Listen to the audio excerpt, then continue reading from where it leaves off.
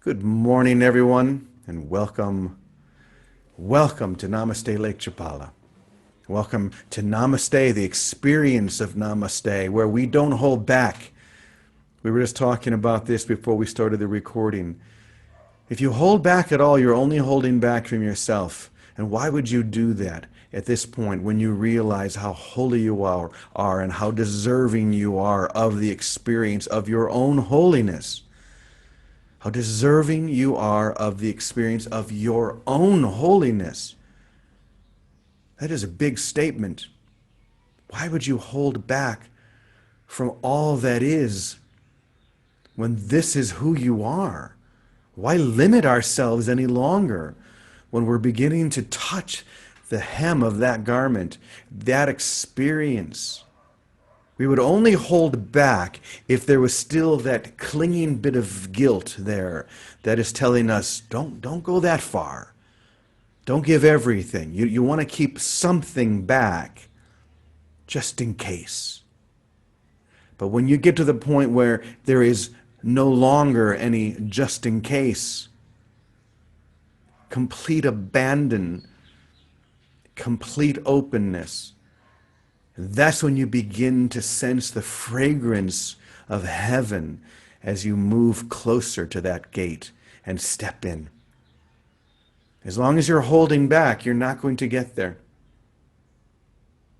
Because you're only holding back from yourself. You're only holding back from the love that is your very foundation. And you're too holy for that. The truth of who you are is too blessed. But we have to begin by desiring only to let go of everything that we are not, that identity, that concept that we have claimed.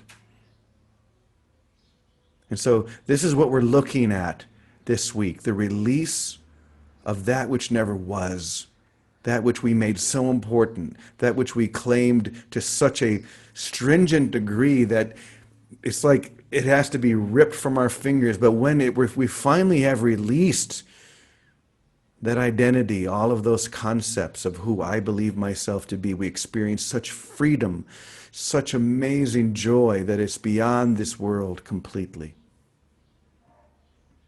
What other reason could there be to be here? So, I want to read just a little bit here that just came this morning that I would like to share that is all about that release. It begins by saying, remove from me the very idea of me.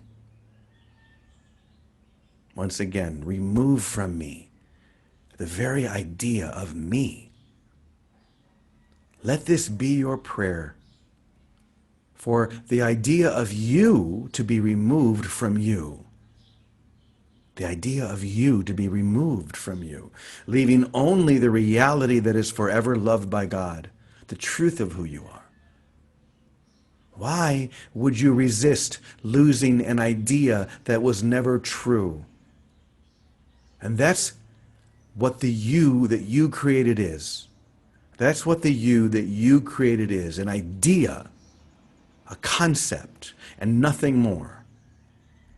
Anything real is invulnerable, but what you created is threatened by literally everything. Think about that. What you created, the identity of you, the concept of you, is threatened by literally everything. What God created is beyond change and is forever blessed. What you created constantly changes and can never be depended on, your identity. Depend only on the grace which effortlessly flows from me, from the beloved, and you will begin to sense your own I am presence waking up. And then you will open up your eyes and see what has always been true, that you are so holy, so perfect, and beyond any of the snares that seemed to entrap you. You are free now, and I am with you. Remove from me the very idea of me. You are not an idea. You are not a concept. The truth of who you are is a, an eternal extension of the love that creates everything, this entire universe. You are the perfect holy extension of the love of God, invulnerable and completely beyond change. And why would you settle for anything less than that? And the answer is simple. Whether you want to face it or not, the answer is simple.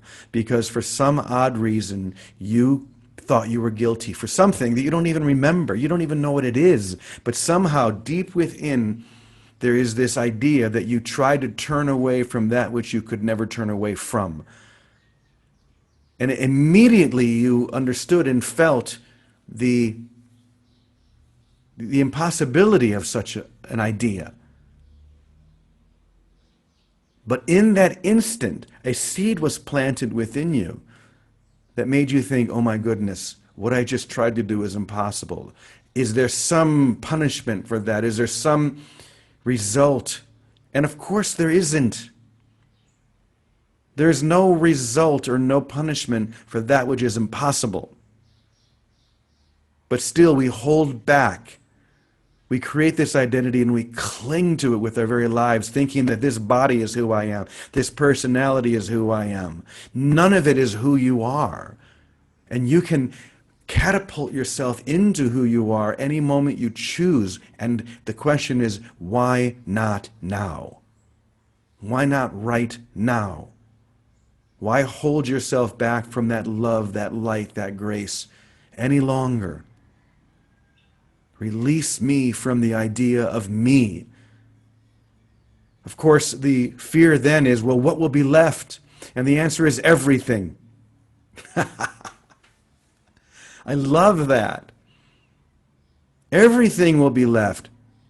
It literally is insane to think that holding on to nothing keeps you away from something or denies you something that you need. It denies nothing.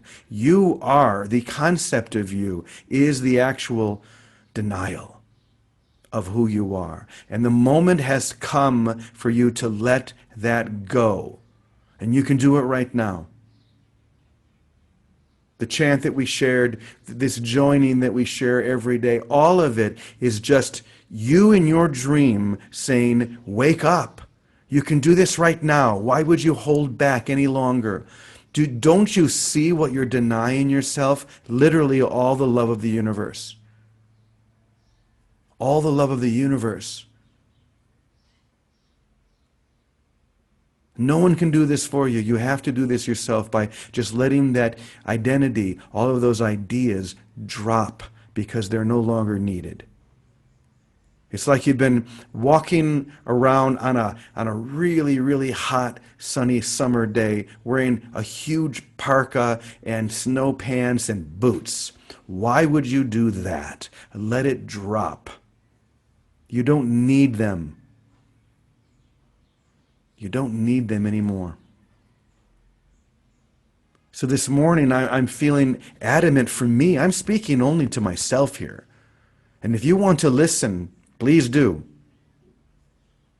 But I am tired of the idea of me. I don't want it anymore. Take from me this idea of me. And if you feel the heat and the fire of that desire, then you can follow and you can do the same thing.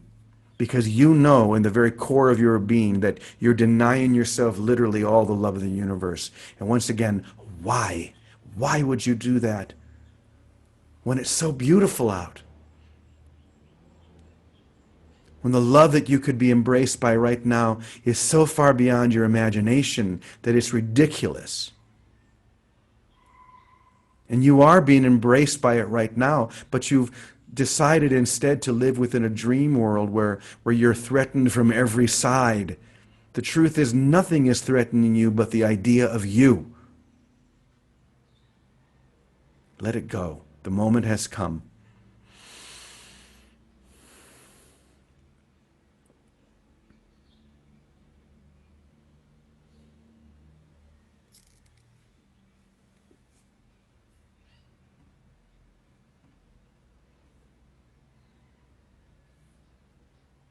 So I just looked and I noticed that our dear Christina is here today. So this is someone I know who understands this, who has given up the idea completely. So, Christina, I would love to hear what you want to share about that. Good morning. Hi. Lovely day to everyone. It is true. Definitely, I have found that there is no entry point to our full recognition until we are willing to give up our sense of me. And as I'm listening to your sharing, Jimmy, it's reminding me that I like to refer to us as we because your willingness is my willingness, and my willingness is your willingness. And your revelations are my revelations, and my revelations are your revelations because there's only one. Mm. And as we are willing, there is a crucifixion that happens. We have nothing to do with our own awakening other than our own willingness. Mhm. We don't decide how we wake up. We don't decide when. We don't decide the path. We just continue to say yes Mm. and be willing. And I'm sure I've shared this on this call before, but there was a point in my life a few years ago where I literally begged, in just begging on my knees, please take her, crucify Christina. She only keeps me in suffering. She only keeps me in delusion. She only keeps me in separation. Mm. The mind is so beyond tricky. And we think of enlightenment as this bliss of this, and the path of recognition is a crucifixion. It's painful. There's no being on the planet, Christ, Buddha, Lao Tzu, every awakened being that has not suffered through their own awakening. And that's the unraveling of the inherent response of fight or flight from the ego. When we ask the question, why would you hold on? The answer is instinct. Just as I watch a rabbit that sees me coming down the path and it stops instinctually so it won't be seen, or a deer that, leaps away. It's not in thought. It's in inherent reaction for its own survival. And that is how our ego operates. And it's our conscious awareness as we watch and allow ourselves to be the observer that we begin to slow the process of reaction. We begin to interrupt the pattern of that self-preservation. We begin to sit through the discomfort of whatever it is in the moment. And, as I'm on this call, I know some of us are being given the opportunity to have health issues. And some of us are being given the opportunity. I'm a rose to a red sun this morning, and the entire West Coast is on fire. So many of my friends' homes and places I've lived are burned to the ground. Mm. The entire planet right now is in a state of suffering. And I'm not just talking about the earth, I'm talking about us humans as ourselves. And even if we live in our own beautiful little bubble, we are a part of the whole that is being forced to see the inherent insanity of our little self.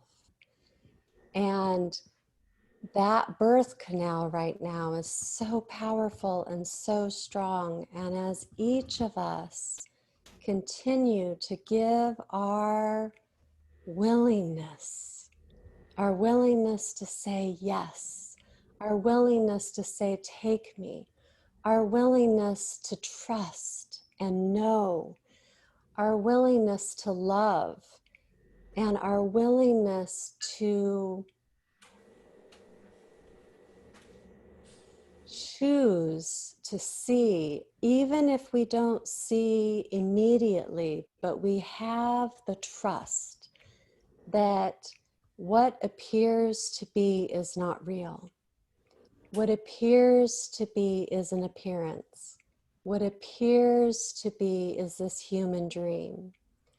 And what lies beyond it, which is what all of us are awaiting or giving ourselves to experience, is here now, each and every moment, even as the earth is burning, even as our brothers and sisters are dying and suffering, even as our own ego is being crucified in the silent recess of our own soul. And so, as you are willing, each one of us, I am willing. As I say yes, you say yes. As we all say yes, we hold the truth during these times where much of what we see appears to be suffering.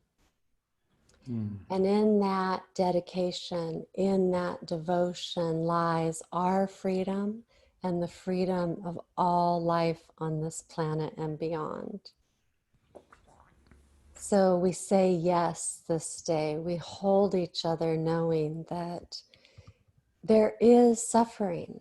There is a crucifixion that happens, and we welcome it. Mm-hmm. We welcome it with all of our being, knowing that what appears to be is not true. Yes. Oh, thank you. Thank you, Christina. That was so beautiful. Oh, my heart is so full. What you said about the willingness, that's the key, just to be willing. Willing to go through anything.